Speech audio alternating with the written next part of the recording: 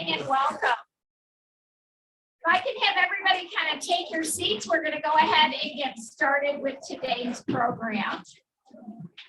So thank you so much for joining us, and thank you for coming to this beautiful facility here at Chandler Gilbert Community College. My name is Terry Kimball, and I'm the president and CEO at the Chandler Chamber of Commerce. And I would really like to welcome you to today's Tri-City event with our economic development gurus from the area. This event is due in collaboration with the Chandler Chamber, the Gilbert Chamber, and the Queen Creek Chamber of Commerce. And it's great to have so many business and community leaders here today in the room. So we have wonderful, exciting updates from you from the Greater Phoenix Economic Council, giving an overview on what's happening in the region, as well as Gila River Resorts and Casinos to hear about their new developments that are happening, as well as the city of Chandler, the town of Gilbert, and the town of Queen Creek. So we've got a full agenda for you. So without further ado, I'd like to bring up my colleague, one of my colleagues, and please help me welcome Sarah Watts from the Gilbert Chamber. Thank you, Terry.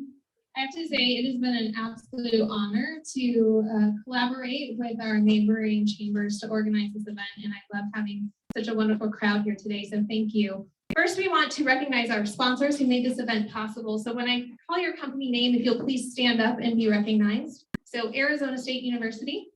Thank you. Phoenix Mesa Gateway Airport. Thank you. And Salt River Project. Thank you. We'd also like to thank Chandler Gilbert Community College for hosting us today. I would like to take a minute to recognize the elected officials in the room and also Mayor Kamenharky, who's joining us online. So if you are an elected official, if you will please stand and be recognized.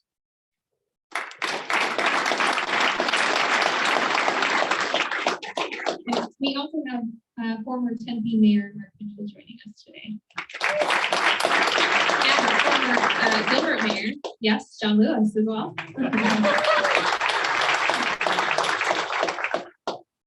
And then lastly, to recognize the leaders of our organizations, the board of directors for each chamber. So board of directors for Gilbert, Chandler, and Queen Creek, if you will please stand.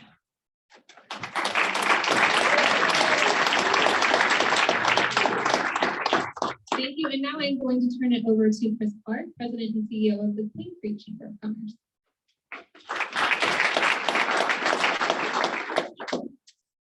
Well, thank you, Sarah. We have a lot of great content today, and we look forward to it. But at this time, if you would please rise and join me in the Pledge of Allegiance. I pledge allegiance to the flag of the United States of America and to the republic for which it stands, one nation, under God, indivisible, with liberty and justice for all.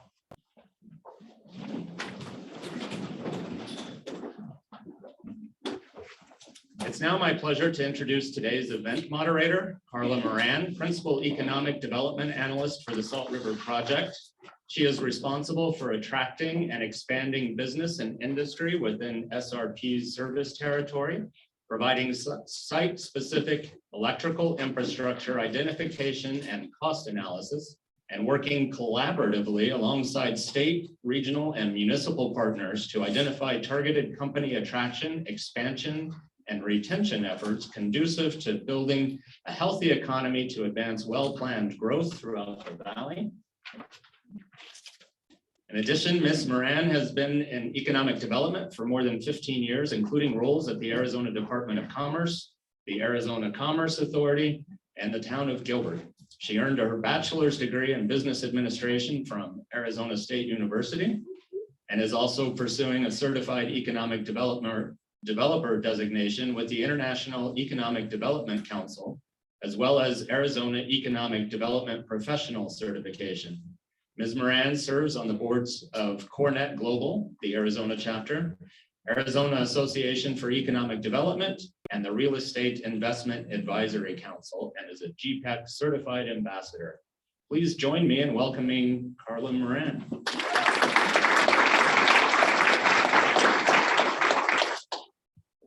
have to add one more board to that title. I'm actually now on the EVP board, so I get to represent SRP on Phoenix East Valley board coming up soon. So I'm very excited about that. But SRP, many of you know us as a.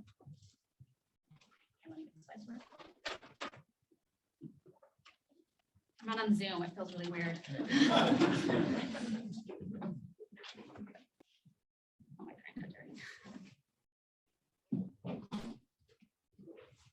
I'm really impressed with the turnout. I was saying earlier, a lot of times I've been going to events now and a lot of people are not coming or coming, and this is a really great turnout. So it's really exciting to see so many people in the same room.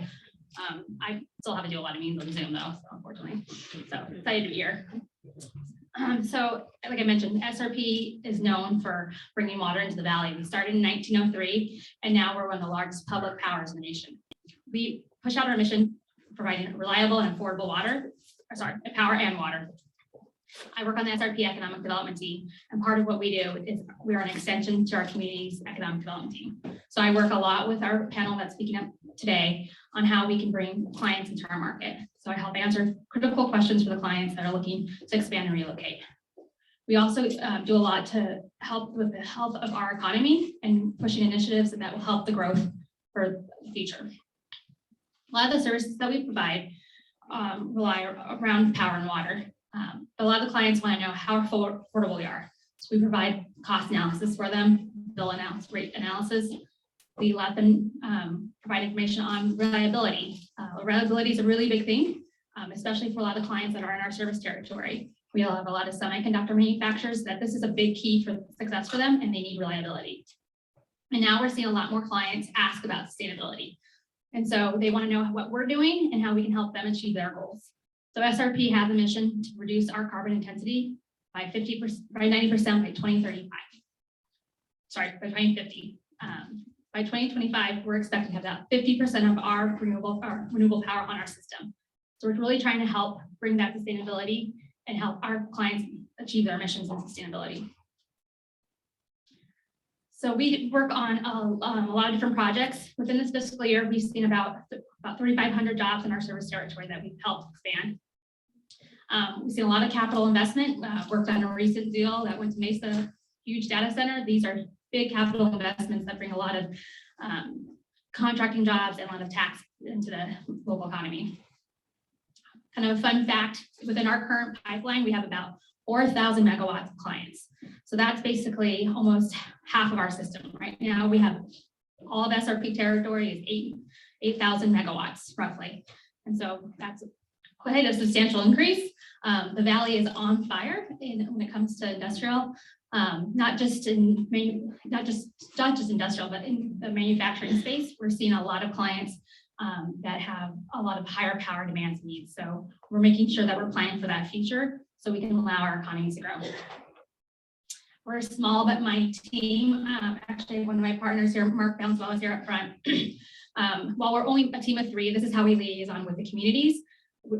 We have experts back at the office. So we have experts in anything that you can think of. I joke around that there's 5,000 people that work at SRP, and there's an expert for that person. That's what you're looking for. So our goal is to find that person and help bring that person to the table to help answer any questions our clients have. So that's just a little bit about what we do at SRP. But I will start. To kick us off, please join me in welcoming Chris Camacho, President and CEO of Greater Phoenix Economic Council, one of the longest standing public-private partnerships for economic development across the country. He's got a long bio. He's not old, but it's pretty impressive. So I'm going to cut it short. He's led the attraction for more than 4,600 companies. Sorry, 460 companies. That sounds better though, right? 460 companies during his tenure, creating nearly 85,000 jobs and 24 billion in capital investment. Some notable projects include TSMC, Apple, Silicon Valley Bank, Microsoft, GoDaddy, Yelp, Amazon, Garmin, General Motors, Electrical Mechanica, Zoom, HelloFresh, and headquarters including Benchmark Electronics, Karla Companies, and Roger Corporations. There's a lot and a lot more. So Put your hands together and welcome Chris Camacho.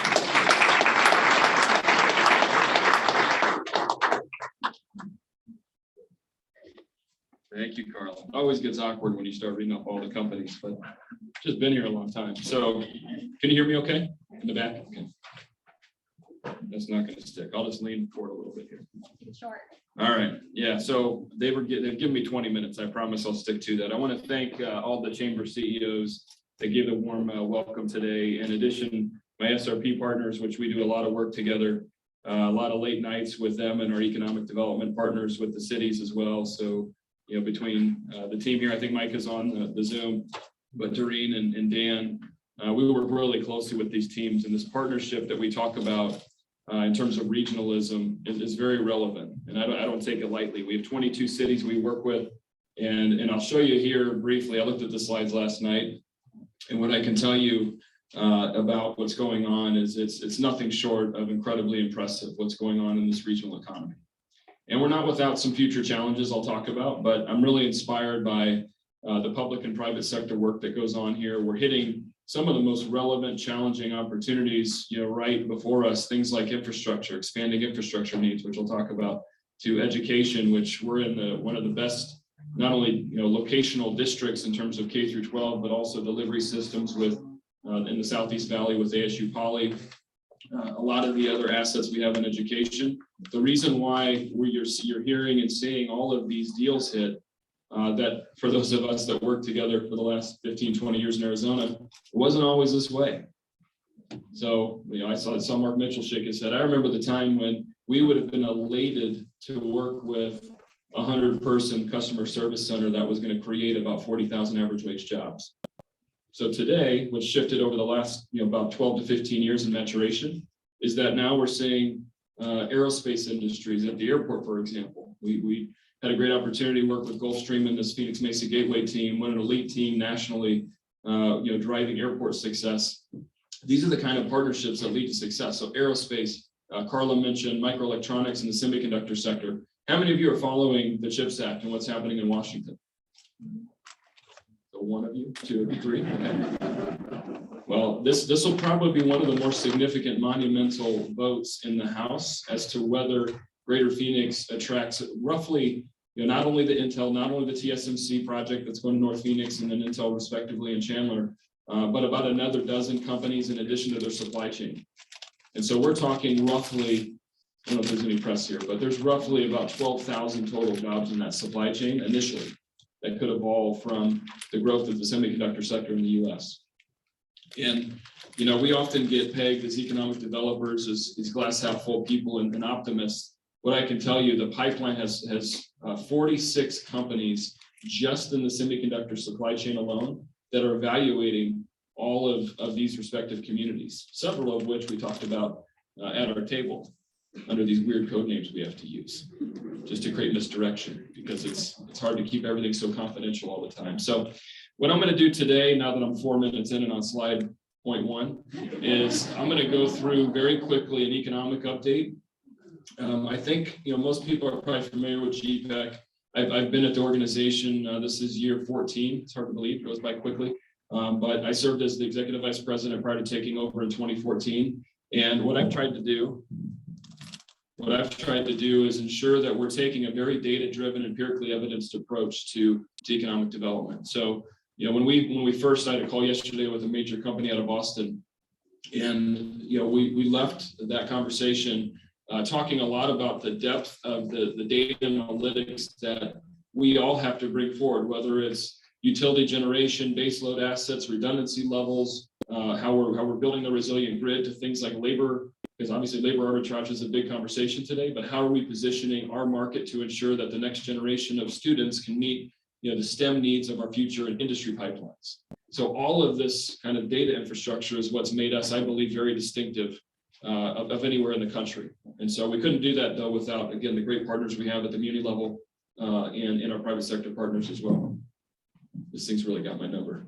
Okay, so I'm going to run through these slides because these are not overly interesting to me, but I want to show them to you. And I promised Terry and the team I'd share these with the group. So if you want these as kind of data background, then I'm going to get into the quick meat of really what I want to talk about in the close today. So you're seeing overall employment, I said this joke in another session. I think Mayor Mitchell, you might have been in this meeting, but I was laughing at the fact that when you're an economist in Arizona, it's kind of like being a meteorologist, where it's like, well, the sun's going to shine, well, the jobs are going to grow, right?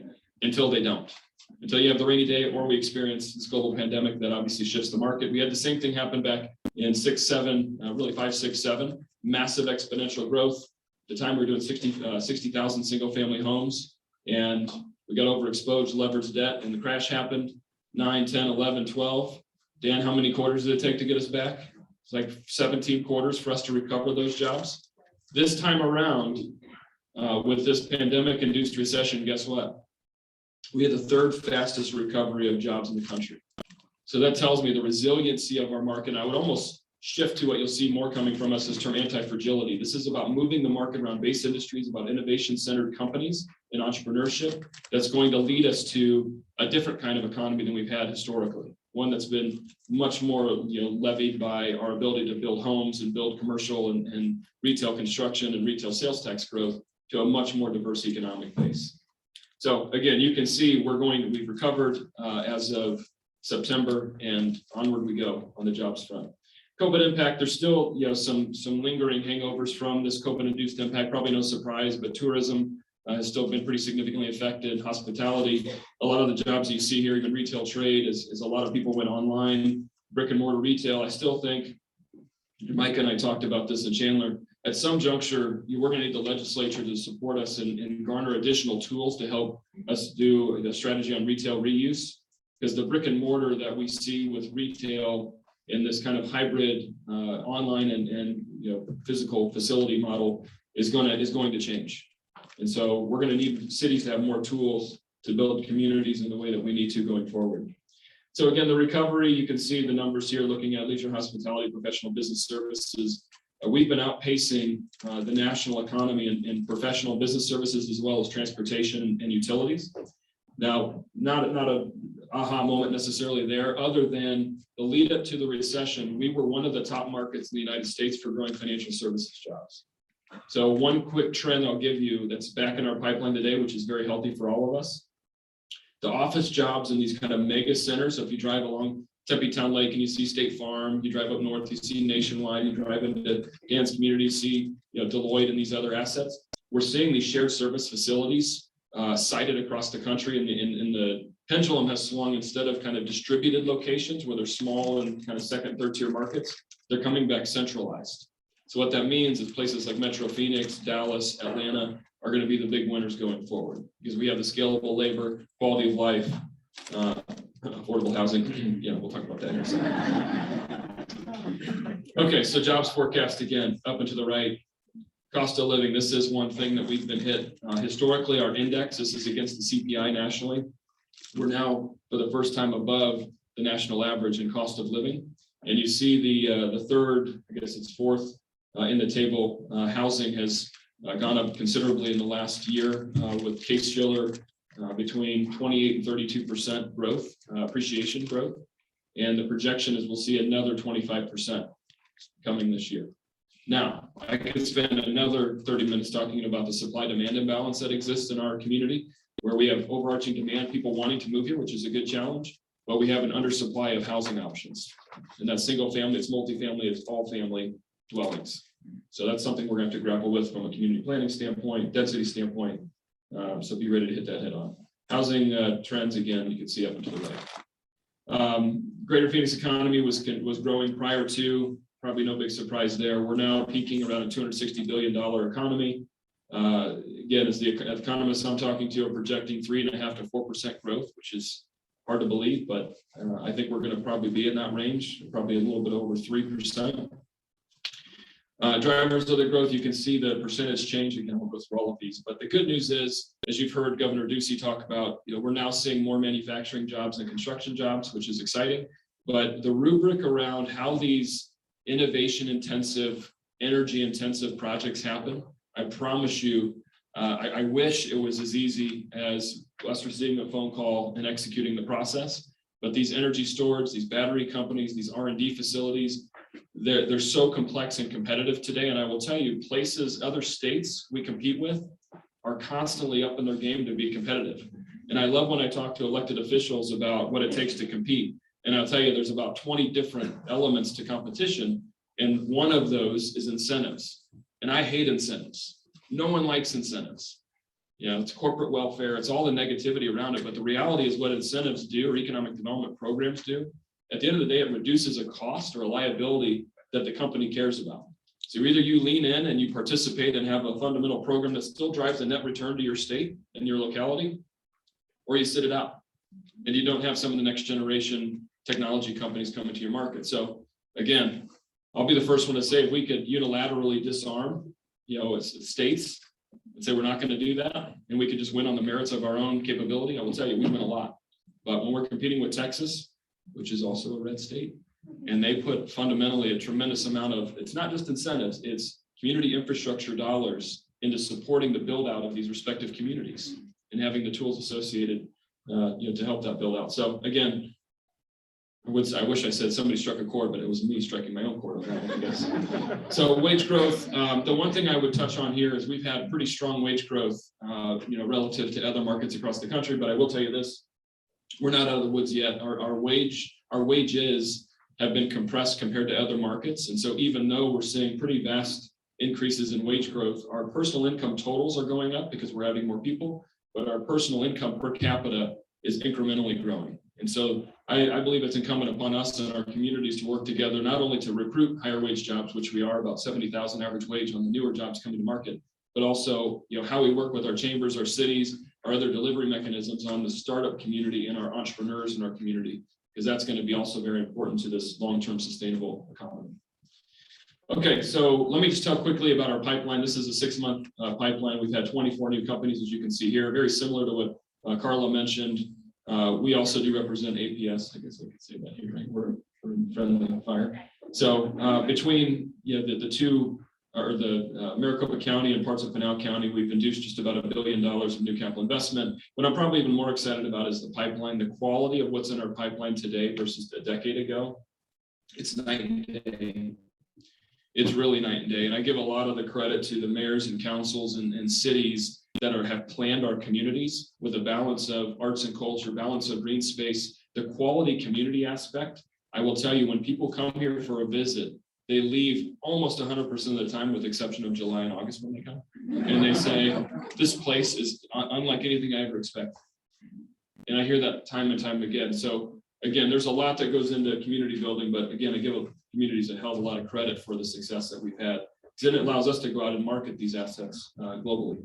So you can see here 20% coming from California, 24% internationally. When I started back in at GPAC in 08, we had 5% of our deal flow international, to give you an idea. And we were doing at the time about 125 prospects. And so today our prospect activity is about 270 active deals, and 25% of those are international. So we are going on the international stage. And I just did an interview, what is today?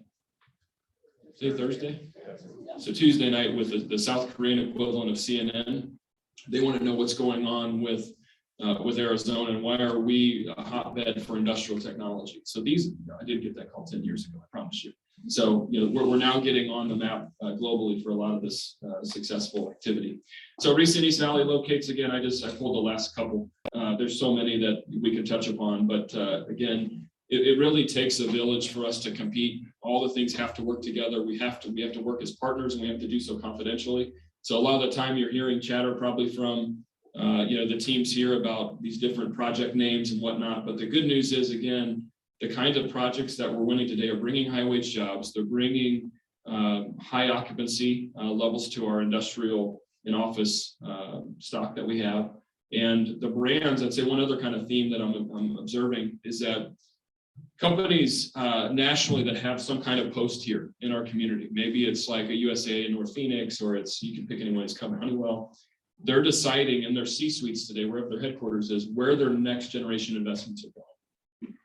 The good news is we're now being considered for every next generation level investment. So it's not just say, I'll use Honeywell because I'm staring at the red Honeywell logo here, but you know, their defense work and their communication systems, I'm in conversations with them now about, you know, their future of air mobility. And so air mobility is going to be, you know, the future of drones, the future of ultimately retail delivery is going to be done in an air mobility setting. So that's what's coming. And it almost is like Star Wars when you see the technology, but it's coming and we're going to be one of those places. All right, so I got the 3-minute gong here. So here we go. I also want to draw your attention, and I'm almost done. This is pretty good. So I'm way ahead. Okay, so convening the community. We hosted this 2-part series in the last quarter of last year, really trying to raise the bar around the expectations of our future economy. And I'd encourage you to go to either our website or go to our LinkedIn page. You can find a link that where all of this was captured and is talked about. It's really these 10 things. So we started with talking with our clients about their thoughts on the market and their needs. We then went to a lot of GPEC stakeholders, our cities, our towns, our county, our private sector partners, and took a culmination of levels of feedback to say, what will it take us to become a true 21st century modern region that competes with anyone globally? And historically, GPEC's always been on the front side of the positive brand communications. This is really a civics exercise for us to assess where do we need to ensure we have the stars aligned in terms of the inward-facing delivery system. And so again, if I had more time, I'd walk through all of these, but I've got about a minute left. So these are really broken down to specific core education outcomes. You can see Title I schools, STEM, intensity run engineering, university partnerships, certainly environmental resiliency. Karla talked about that, the resiliency of the grid and how we integrate new technology to meet the load demand. Probably the most significant thing we're going to grapple with, to be honest, is that. And then obviously water is going to continue to be an important planning and conservation strategy for us. The governor's committed, I think this is public, I better not say it. He's committed something very big to water coming up that you'll see very soon. In addition to that, some smart growth needs with our communities and tools, and then the middle class and changing demographics. This is an opportunity of our generation to harness this changing demographic that we're seeing in our urban center, that's spreading to our region, that's ultimately going to be reflective of our state and the entirety of the West Coast.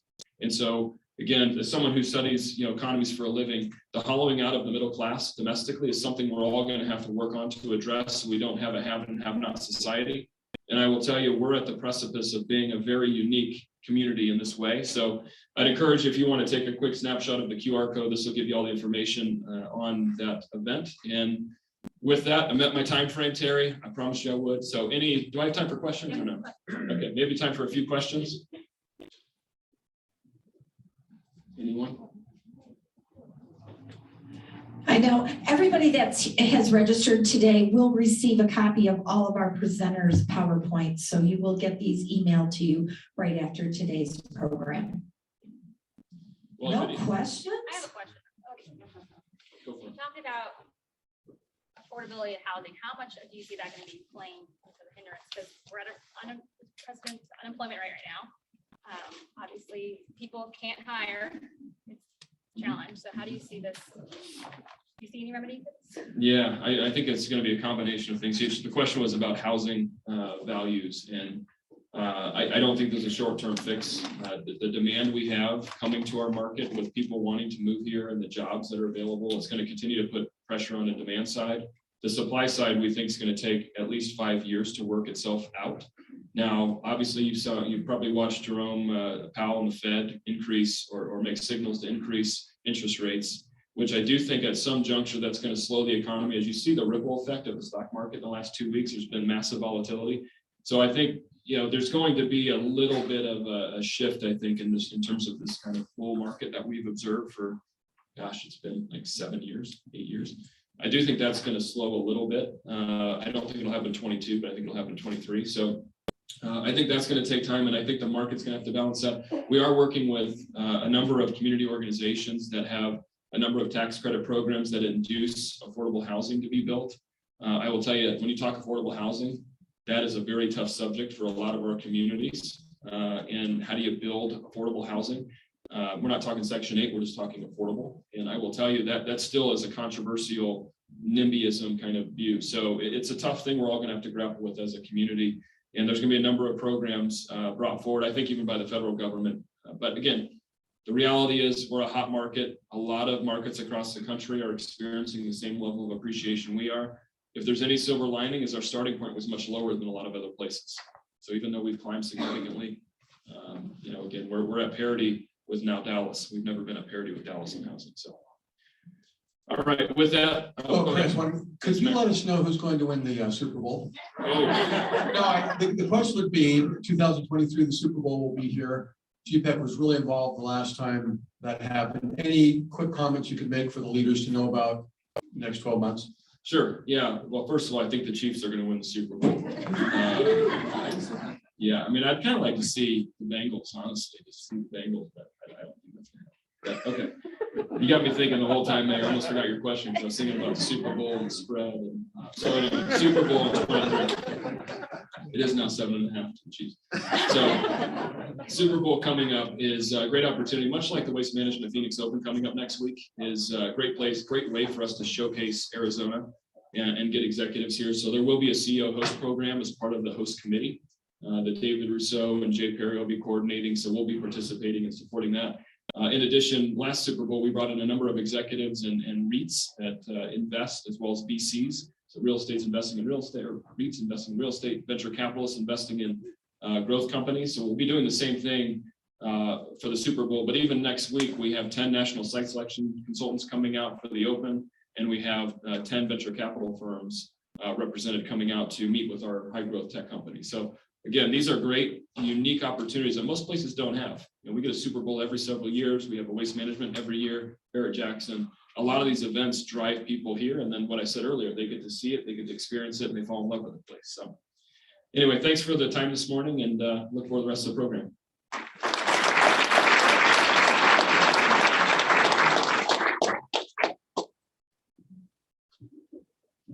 Thank you for your insights, Chris. Next, we'll hear from Kenneth Manuel, CEO of the Gila River Resorts and Casino, Wild Horse Pass, Lone Butte, and Bequiva. Kenneth became the first member of the Gila River Indian community to become CEO of this enterprise in 2017. This after spending more than half of his life working in the gaming and hospitality industry.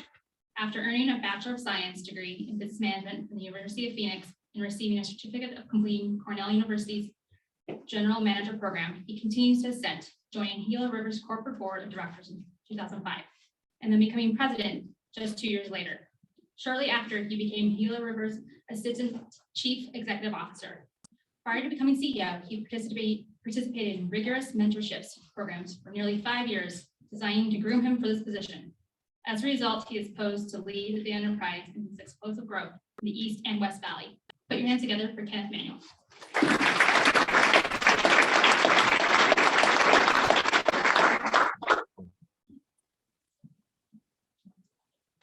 Thank you, Karla.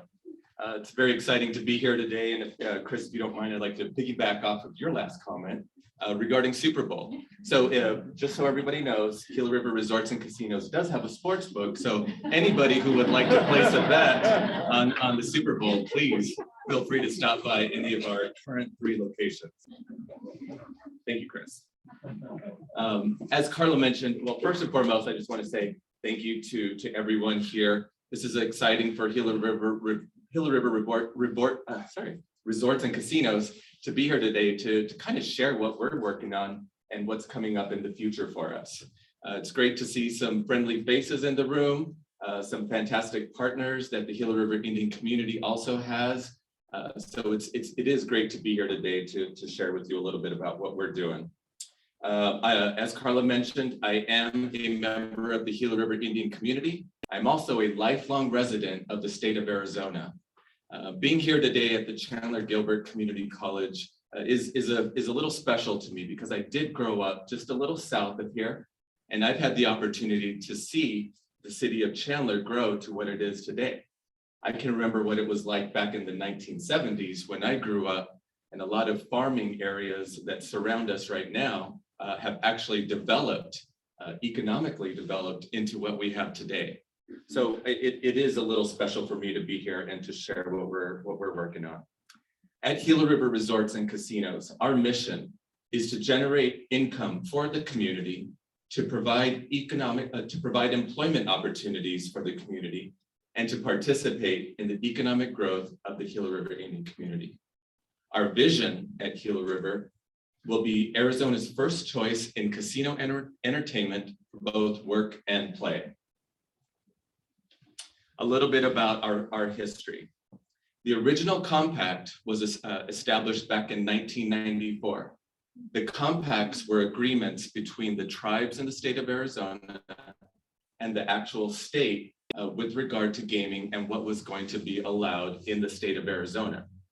What's very interesting for me and to let you all know is that I actually started at the casino back in 1994. What really wasn't part of the bio is the fact that I started out with the casino and started out as a line employee back in 1994. We have numerical badges and they run sequential order. And so when you're hired, you're given a number.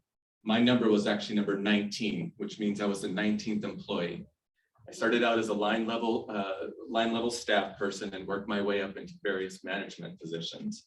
So I got to see what the casinos were like back in 1994. And if we have any longtime residents here, you might remember what Gila River looked like in our beginning stages.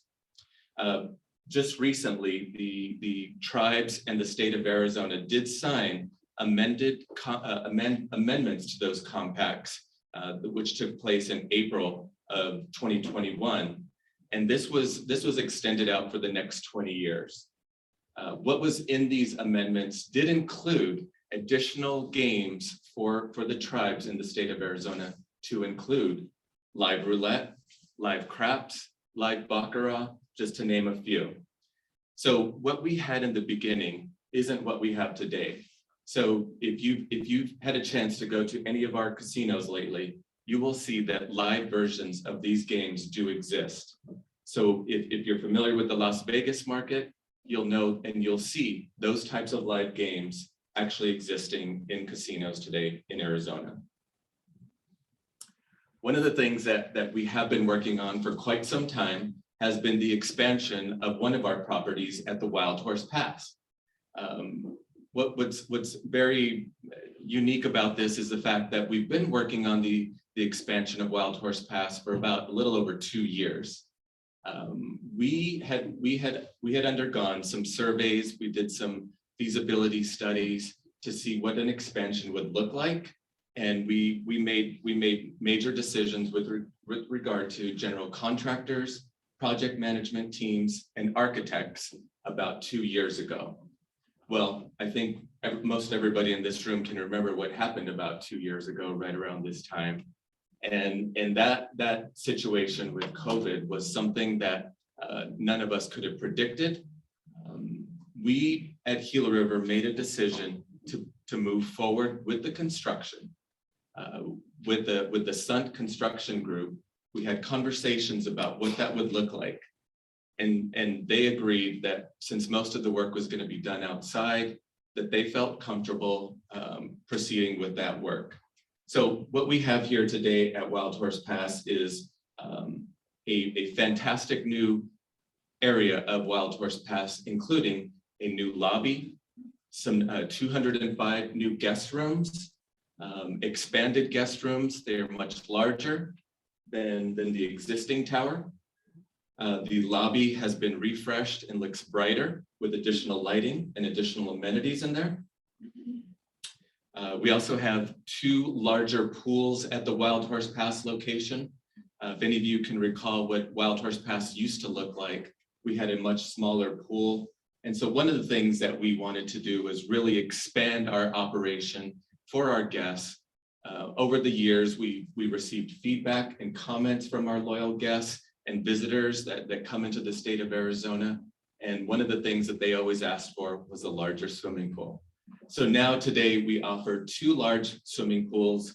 One is actually an adult 21 and over pool. That's a little quieter, but the larger pool has an expanded sound system, additional cabanas, and an additional food and beverage offering in the area. One of the things that we are also very proud of with the Wild Horse Pass expansion is a rooftop restaurant. So we do partner with the Shula's company out of Miami and Florida, and we continue our relationship with the Shula's Steakhouse. And what they did was they actually developed a concept for Gila River, and what we have there today is a rooftop prime steakhouse. It is beautifully designed. We actually just unveiled it last weekend. It has indoor dining as well as outdoor dining. So in some of the beautiful months, the beautiful climates that we have here in Arizona, I would encourage folks to take a visit out there and sit out on the patio area. After dinner service is concluded, we're going to keep the venue open and we'll actually transform into an ultra lounge called 11. The reason we picked 11 is because it's on the 11th floor of the new tower. They will offer fantastic cocktails, a DJ experience with some mild entertainment up there, and just a place for folks to go and enjoy themselves as they see fit. This year, we also unveiled our rebranding efforts. For many, many years, we were known as Gila River Hotels and Casinos. We do a lot of surveys at our properties and within the enterprise. And some of the feedback that we get from our guests over the years is the fact that they feel like our properties have evolved over the years. They feel like the term hotels truly isn't representative of what we do at Gila River. And so we underwent an internal discussion with our partners, with our marketing agency. And what we decided is that rebranding Gila River was going to be something that was going to be important to us. So what we have today is Gila River Resorts and Casinos. We operate 2 hotel properties. We operate 3 casinos at the moment.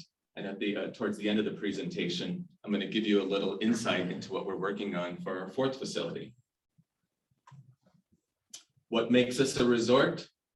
Well, one of the things is the $180 million expansion investment at the Wild Horse Pass property. Just giving a little more background on what we did with $180 million.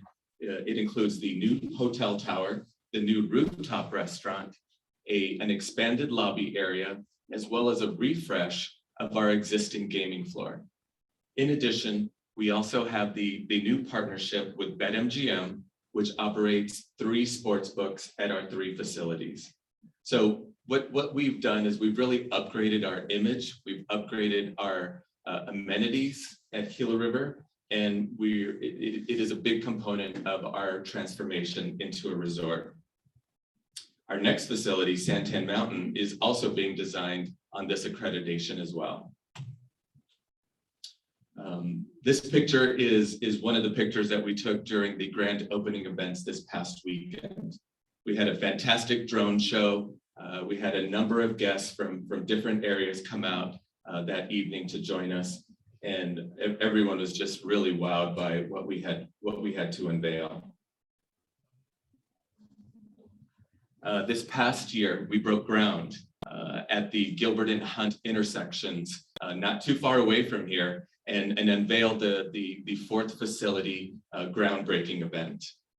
In the amended and restated compacts that the Gila River Indian community negotiated with the state of Arizona, included in those compacts was also the ability for Gila River to open a 4th facility. So what we unveiled at this intersection of Gilbert and Hunt was the unveiling of the Santan Mountain Casino. So that will be the name of our 4th facility. The Santan Mountain Casino will be 150,000 square feet of world-class casino space located on approximately 160 acres of community trust land. We will have 650 new jobs. $150 million will be for phase 1 of this project. It will also be designed by world-renowned architects, Steelman Partners. Steelman Partners have a long history in the area, in many different areas, but most notably in the Las Vegas with the opening of the Resorts World Casino in Las Vegas. Here are just some renderings of what areas of the new Santan Mountain will look like. One of the things that was important to me, especially as a resident of Arizona and growing up in the town of Chandler, was the fact that we wanted to do something that was representative of not only Gila River, but also we wanted to complement the surrounding communities. It truly is important for us to be a great neighbor to our surrounding communities. Gila River has a long-standing relationship with so many different groups, businesses, and different ventures throughout the state of Arizona. So this design was carefully selected, not to be, for lack of a better term, to be too gaudy, but something that I think everyone is going to be very proud of.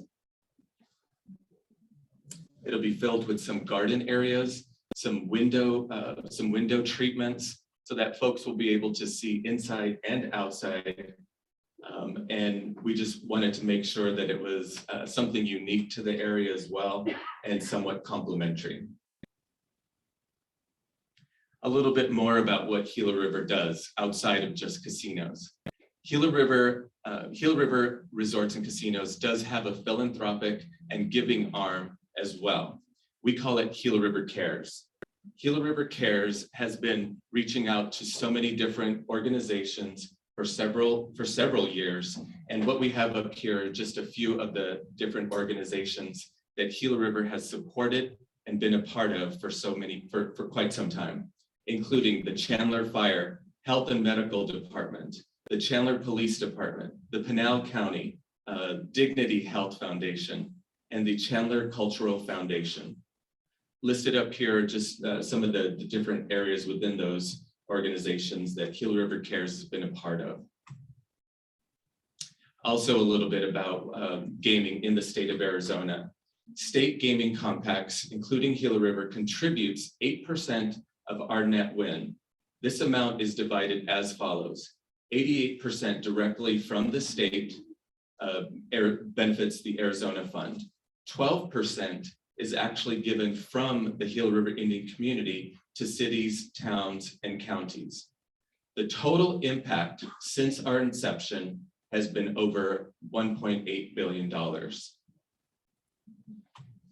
I know I went through quite a bit, and I hope I'm in the right amount of time, but this was our opportunity really to just share with everyone here. I want to thank Terry as well for inviting us and allowing us to be part of this great event. So I think my time is up as well, and I will maybe take any questions. Question. Karla's trying to get her mic on there. Questions? Yep. And Casino, what is expecting time? What's the time period on that? What's the time period? I want to know what's the fourth casino.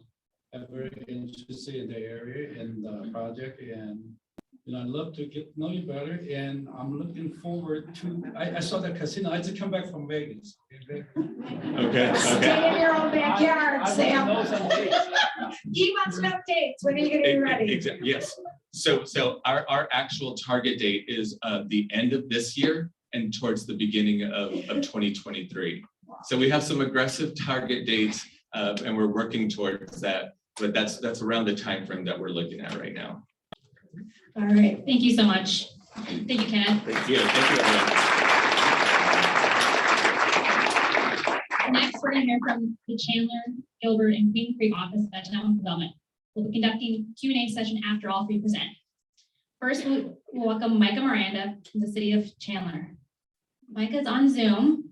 We did not let him in the building. He's a wildcat, so he was not allowed to come. But he soon will be popping up here. But Micah works closely with the mayor, city council, city manager, and staff from the city departments to facilitate economic development projects that enrich the business operating environment. He leads Chandler's Economic Development Division, whose focus is to enhance a thriving and successful local economy through business attraction, retention, entrepreneurial development, and tourism. Prior to joining the Chandler in 2014, he was the City of Maricopa's Economic Development Director and worked as a business attraction manager at the Arizona Department of Commerce. I had the privilege of working with Micah, and he would hang a horrible, ugly flag of wildcat above all of our desks. It was a horrible experience. We're so lucky to have you, Micah. Thank you for joining us, even though you're not here in person. Can you hear us? Can you hear me? Yep. Well, Thank you for inviting me to speak today. My Zoom skills are not as good as Karla's, but I will do my best. So give me a second. I'm going to jump over, switch to my slide presentation, and we will get going there. And I will tell you all about what's happening in Chandler.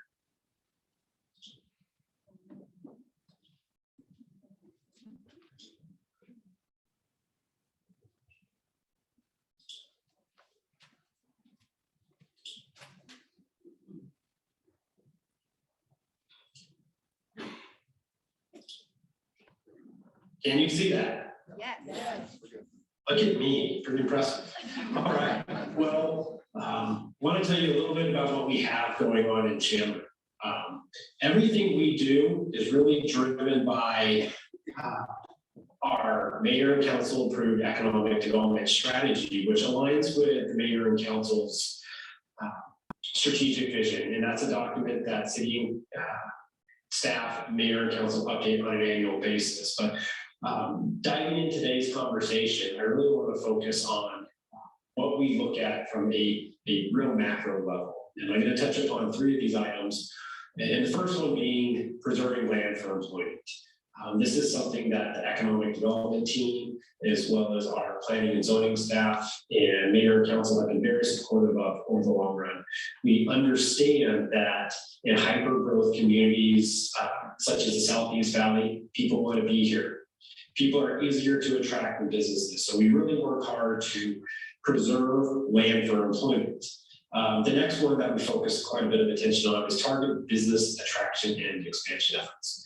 We don't try and be everything to everybody. When I was interviewing for this job 7 years ago, one of the mayor at the time, and has since been reiterated by different mayors and city councils, you don't win every project, just the right ones. And so we're very targeted in what we pursue.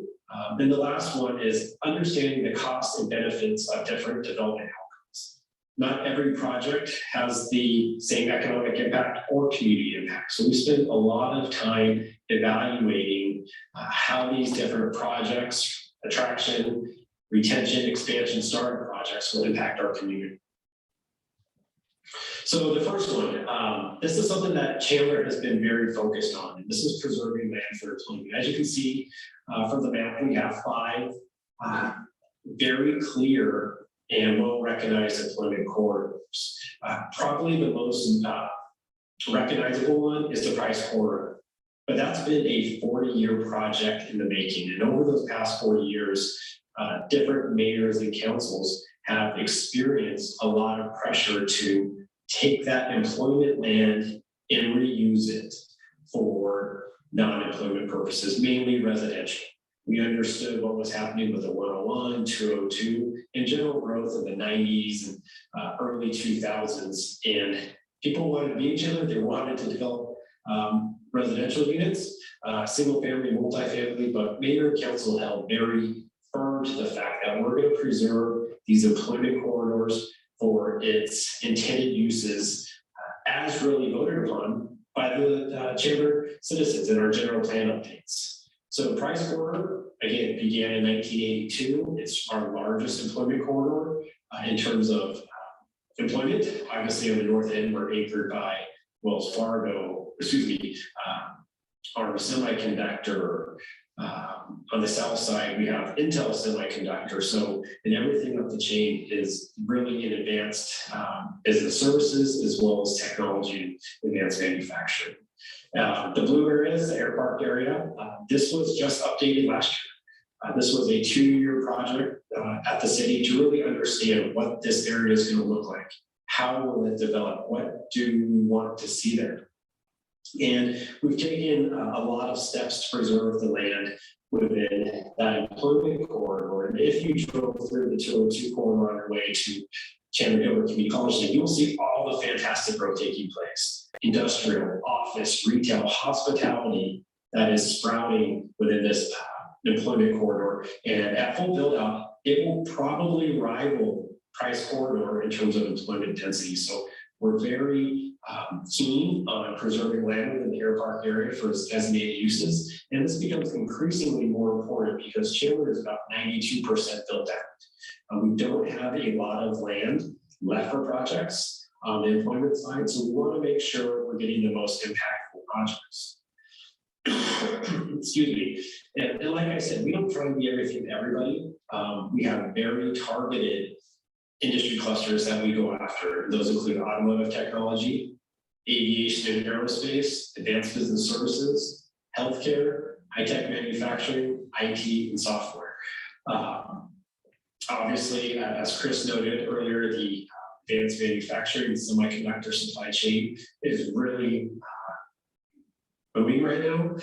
What's interesting is we were working really hard to diversify away from a heavy concentration of semiconductor to have a more balanced economy, but with the recent expansions of Intel, which we're obviously thrilled about, we continue to have a higher location quotient in this high-tech manufacturing space, which is a fantastic problem to have, but we want to leverage those existing skill sets and talented individuals within our community to round out a economy that is definitely a little bit more diversified and complementary to one another. And I think we're doing a very good job. If you take a look at our location quotients and the growth of these location quotients within these industry clusters over the past 5 years, we're doing a really good job of being smart about how we attract and expand businesses in Chandler. And I'll share a little story. As Chris mentioned, we get a lot of leads through our partners at GPAC, and they had sent out an e-track.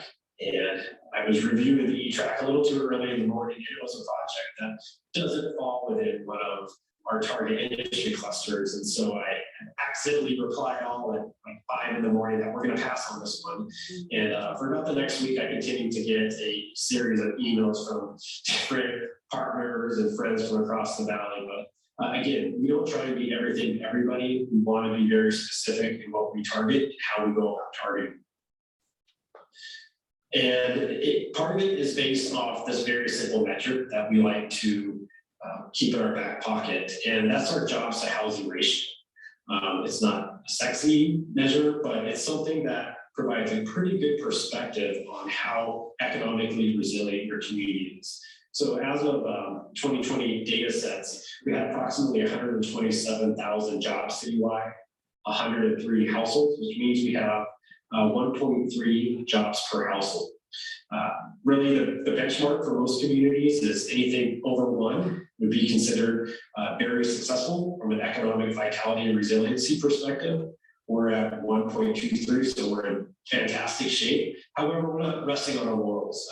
That's why protecting those employment corridors is so critical for us. I think as we start to get the new numbers from MAG and Esri, we're going to be up over 1.26. So we're definitely trending in the right direction while we experience residential growth in the city. So we have a very stable and healthy economy. And what this kind of translates to in terms of our cost benefit analysis is, in this example, what it shows is how the airport area build out could enhance our economic competitiveness. So there's approximately 1,000 acres left to develop in the airport area. Ideally, we'd like to preserve as much of that for employment purposes. However, if you look at the densities associated with different acres, you can see obviously office has the highest density per job type out of the list, and then light industrial and then commercial. We really don't see too much commercial coming back into that area. It's pretty well saturated, both on the Chandler side and the Gilbert side. And so it really, we're preserving that land for office and light industrial growth. So if this builds out like we think or hope it could, we could add another 0.27 jobs to that citywide ratio, which would be phenomenal. That would take us up over 1.5, which would be a very enviable situation for any community. And so when we look at these, we try and be smart. We try and understand the total economic impact within the specific projects. We're really focused on high density, high average wage positions that can help advance our economic competitiveness. So we really try and find the right fit for the community and work with those prospects who may not work in Chandler, set up in other parts of the community that are also in need. So finding the right project is also something we target. As you kind of drive through the 202, we've had quite a few number of recent announcements. Starting out of West Chandler, we have mechanical keyboards, Striker, Premium Technologies, ASML, which is a semiconductor supply chain partner to Intel, is expanding. Obviously, Shields for all of community members from the Midwest and other parts of the country where they have that retail amenity. That's something that's very important to anchoring and help increase the vitality of the Chandler Mall. We recently announced EMD Electronics, Biave out in the Air Park area, as well as Bestway. And then Uptown Chandler has seen expansions of Port Plastics and Vertra. And obviously everybody knows about Intel. It's hard to ignore a $20 billion project, a lot of just private sector investment in the country right now. So we're really excited. But part of the dynamic we're also constantly working through is product. We have a saying in my team, product wins projects. About 80% on average annually, our projects require existing space. So as much time as we spend with businesses, we probably spend equal amount of time with the development community, whether that's the financial side, the developers, in the brokerage real estate community, and positioning Chandler for this private sector capital investment. And this isn't comprehensive, but these are just a few of the projects under construction along the 202. Lotus project phase 3 is finishing out with 300,000 square feet of space. Kyrene Road 202, Queen Creek Commerce Center, another 560,000 square feet. Kitchell in the Air Park area, about 150,000, and then on Gilbert Road at Chandler Crossroads, another 116,000 square feet. All total, we're gonna have over 1 billion square feet under construction real quick, and it's needed. Citywide, we have a vacancy rate on industrial of about 1.6%, fluctuates day by day. The big thing is the remaining space we do have is small. Infill properties, they 10, 15,000 square feet. Our average user right now is north of 50,000 square feet. So having these speculative projects come online so we can serve them to our prospective companies is very important. So we're definitely hustling to drive more product to the market. We're also very aggressive right now in marketing Chandler on the office side. As Karla mentioned, industrial is very hot right now. However, we're not turning our backs on office developments. We still think that there's going to be a substantial market for those types of users in the future. And Chris alluded to a little bit of that. So our major focus right now is semiconductor supply chain, as well as large office users. So our marketing team is spending a lot of time reaching those audiences. Thank you, Micah. We appreciate the update. And like a normal wildcat, you're hogging the spotlight. I'm cutting you off, sorry. Next up, we have Dan Henderson. Most notably, Dan started in the office in 2007. He's responsible for the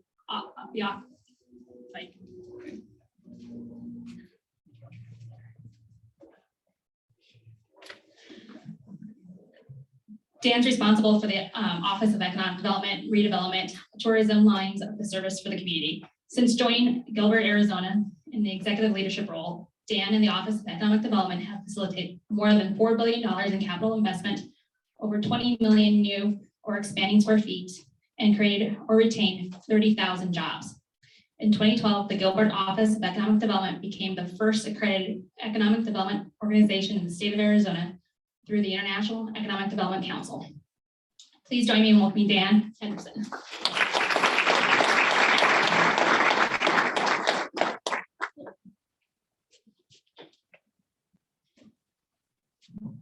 Thank you. Chris, I see what you're dealing with here. I'd like to go a different route here. How great is it to be with you all today? It's good not only to see your faces, but it's good to be able to have events like this where we can showcase all the great work that's being done and facilitated by by certainly our economic development leaders, our elected officials, and certainly all the stakeholders that include all of you. A real quick shout out to our sponsors and everybody for making this event happen, and super excited to see the regional collaboration between our chambers be able to put on an event like this. So thank you.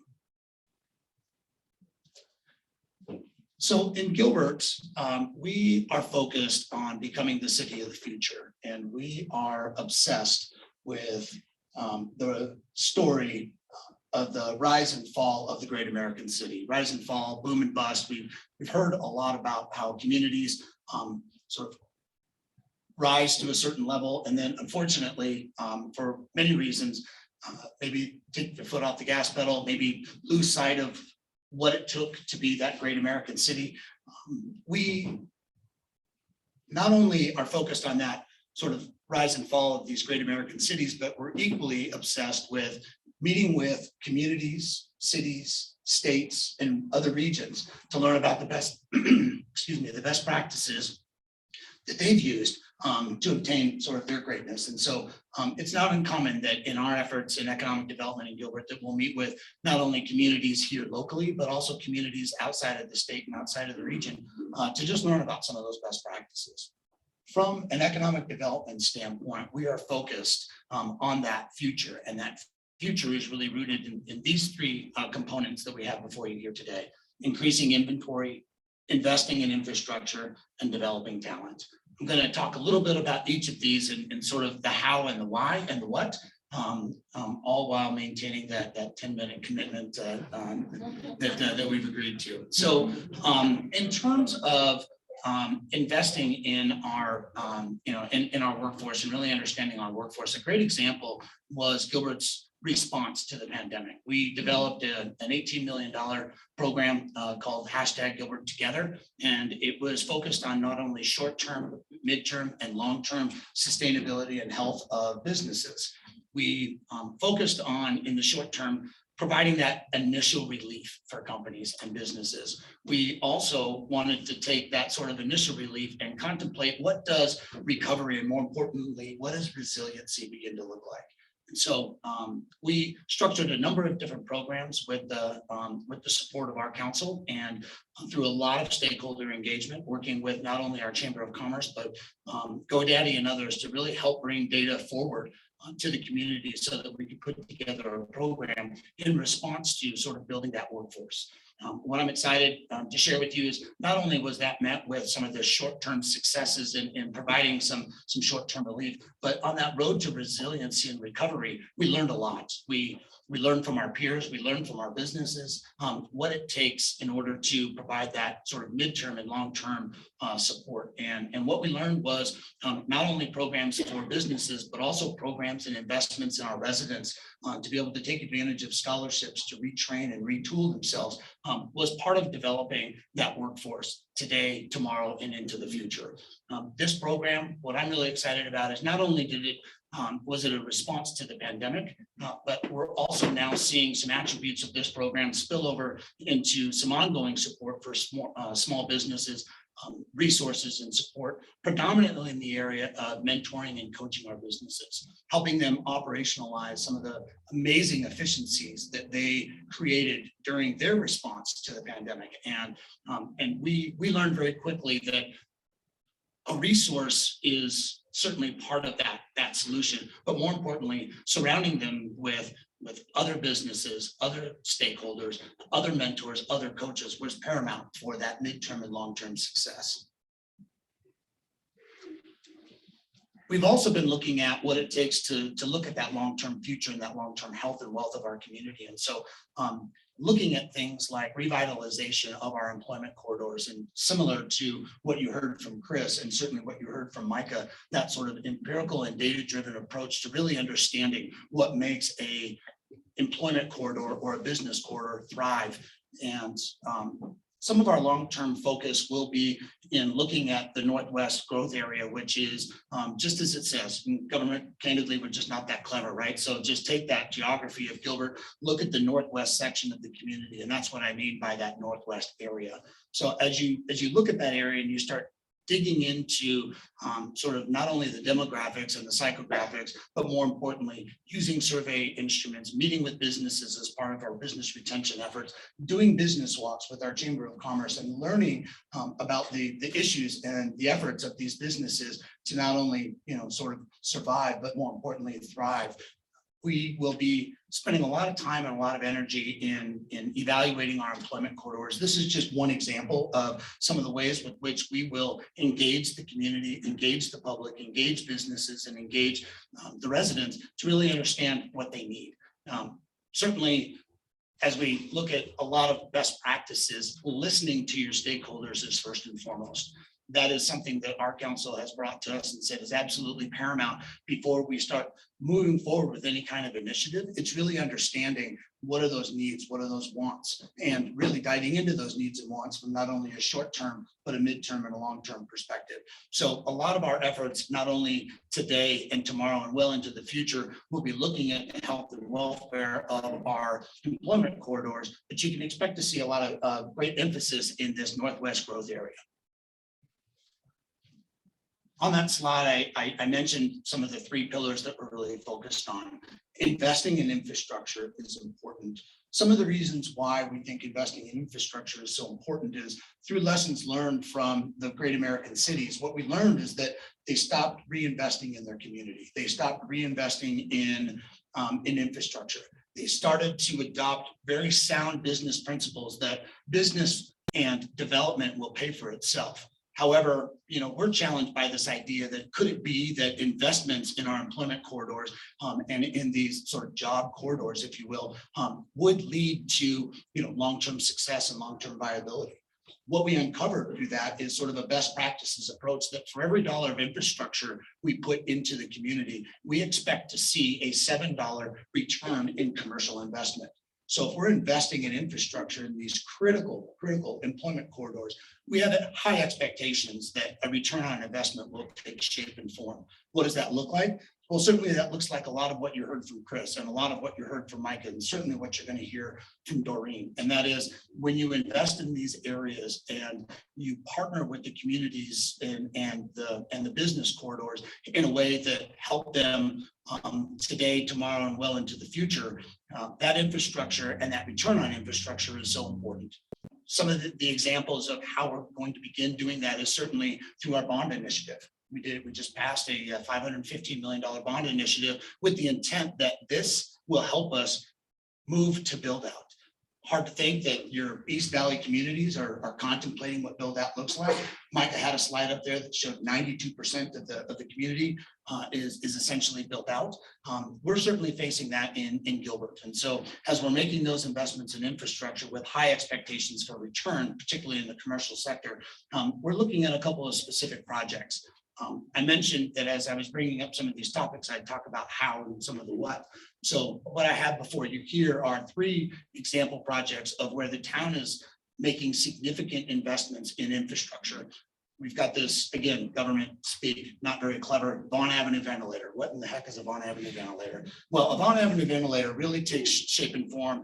If you look at the Gilbert Heritage District, we all know one way in, one way out of that employment area and that entertainment district. So could it be that another way in and out would bring additional traffic, would create relief for that pedestrian experience, so that sense of place can really emerge and be created? So the Vaughn Avenue ventilator, easy for me to say, is just that. It's an investment in that future. It's an investment in another way in and out of the Heritage District, but it's also comes with tremendous anticipation that those dollars invested will bring significant commercial return.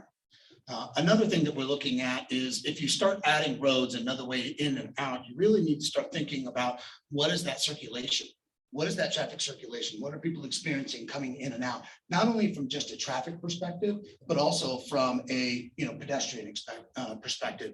And so as we make changes in the Heritage District, which is a small condensed entertainment district in the center of our community, what impacts will that have on people's ability to move around? And so as we contemplate this Vaughn Avenue ventilator, we're equally contemplating what impacts will that circulation have. So developing a sort of master approach or master planned approach to circulation is paramount for the long-term success of the Heritage District.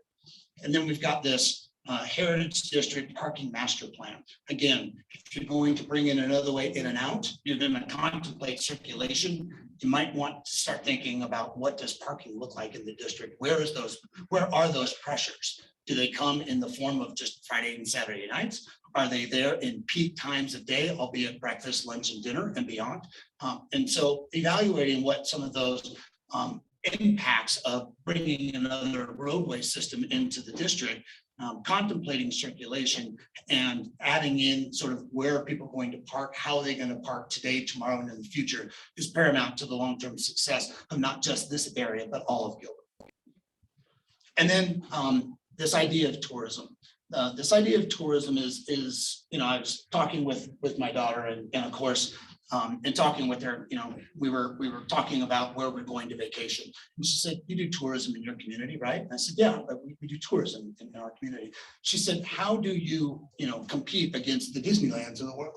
And I said, you know, that's very interesting. Our approach really isn't creating a Disneyland or that sort of destination for vacationing, but rather taking into consideration what impacts the business community has in a community and what are those needs, and beginning to think about the many infrastructure investments that Mesa, Chandler, Gilbert, Queen Creek, and others are making in the form of youth and amateur sports. And we see these sort of 5 key areas that you see above your slide here as our audiences. And so as we're contemplating youth and amateur sports and those impacts on not just overnight stays and utilization of facilities, we're also thinking about what role does, you know, family and friends have when they come in to visit. What experience does that business traveler who has to come in and service Intel as part of their vendor contract, you know, what impact does that business traveler have in your community? And we know that from a business travel perspective, they're coming in for a very specific reason. We also know that it's not uncommon that that business traveler is going to have a couple of minutes, you know, for some recreation. They might want to go out to dinner, maybe they want to go out to breakfast, maybe they want a neat place to run in the morning. But contemplating what those business travelers will experience and developing itineraries so that those business travelers have options when they come in to service their clients. Certainly day visitors, folks coming in for a lunch or a dinner, coming in to be able to experience a riparian preserve or some sort of parks and rec amenity is very important for us, and understanding how those visitors are interacting within our community are paramount. And so I like the way Micah started off his presentation with strategy. Certainly as we contemplate economic development, as we contemplate redevelopment, and we contemplate tourism, strategy is at the forefront of everything that we do. And as we begin to prepare plans to be that city of the future, we're making sure that that's tied directly to council initiatives, stakeholder input, strategic planning, with the intent that we're creating the place where the market wants to invest. And so I leave you today with just that. As you contemplate East Valley and hear all these presentations, think about all the great ways that we're sharing with you on how we're creating not only a state, a region, and a local municipality. We're trying to create that place where the market wants to invest. And with that, I thank you for your time.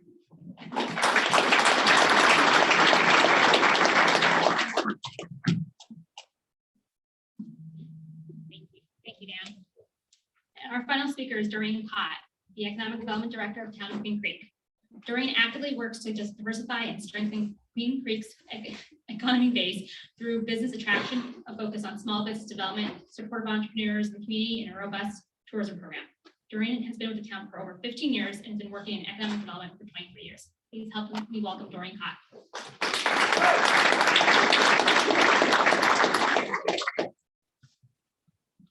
Thank you, Karla. Thank you to the chambers for putting this event together today.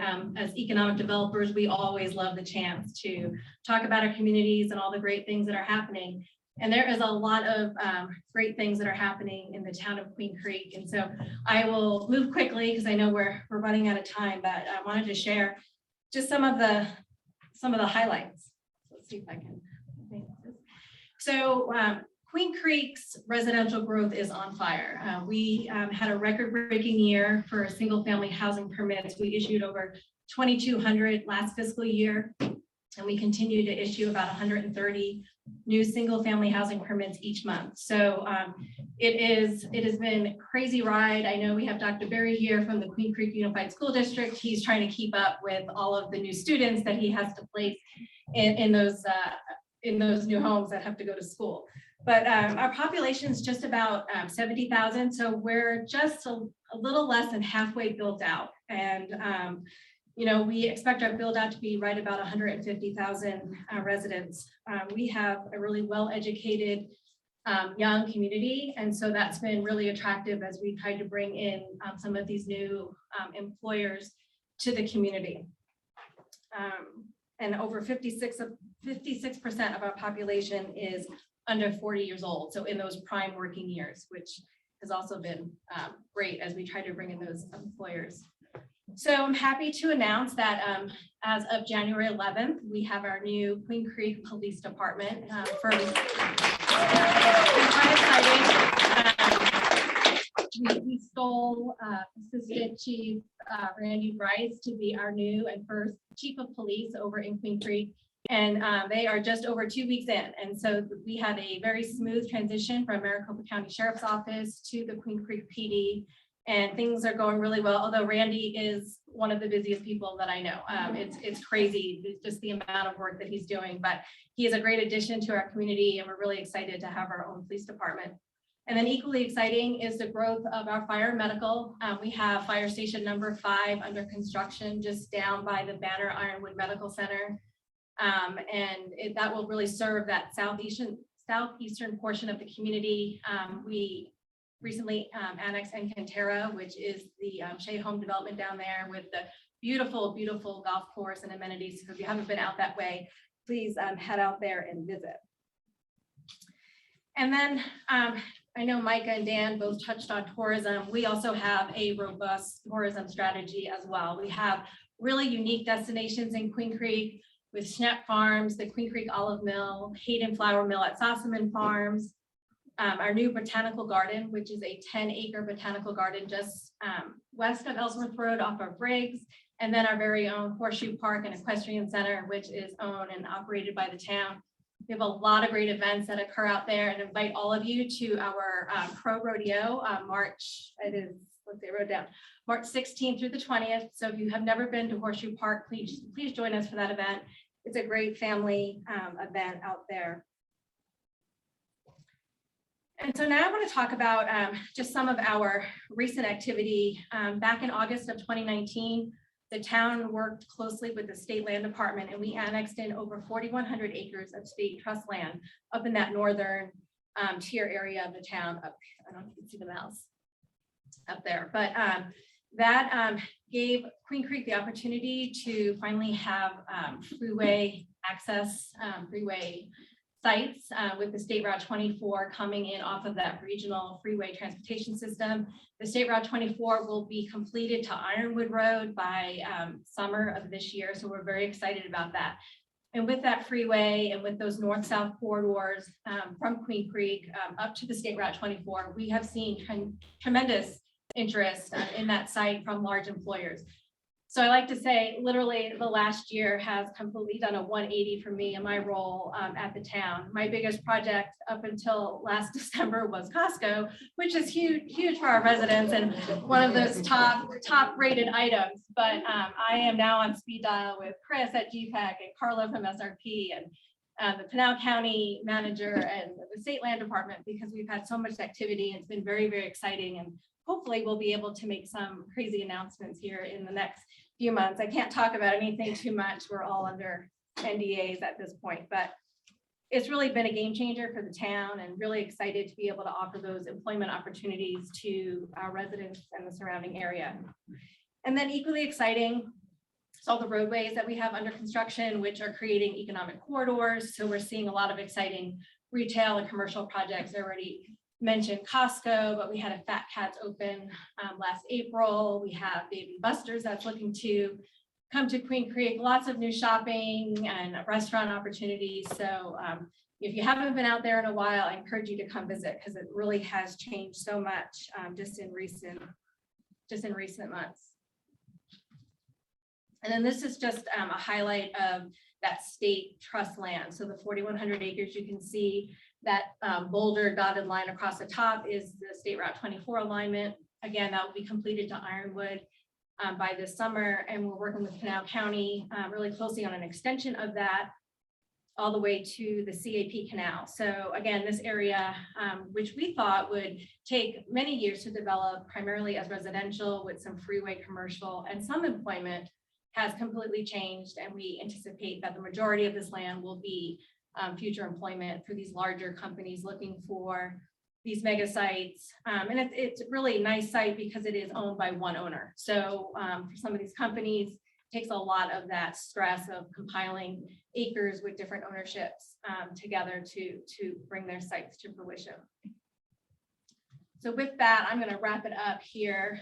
This is just our team. As Karla said, her team is small and mighty. We are as well. So if you ever need anything, please feel free to contact me or Jen or Marissa. And I think we have a couple minutes for Q&A. Are we doing Q&A or are we kind of not? We can take one or two questions. Okay. Dan and Micah will bring you back up for questions. Does anybody have any questions? I got one over here. I'm looking for more of mom and pop restaurants. Do you know if they'll be popping up in the Queen Creek, Gilbert, Chandler area?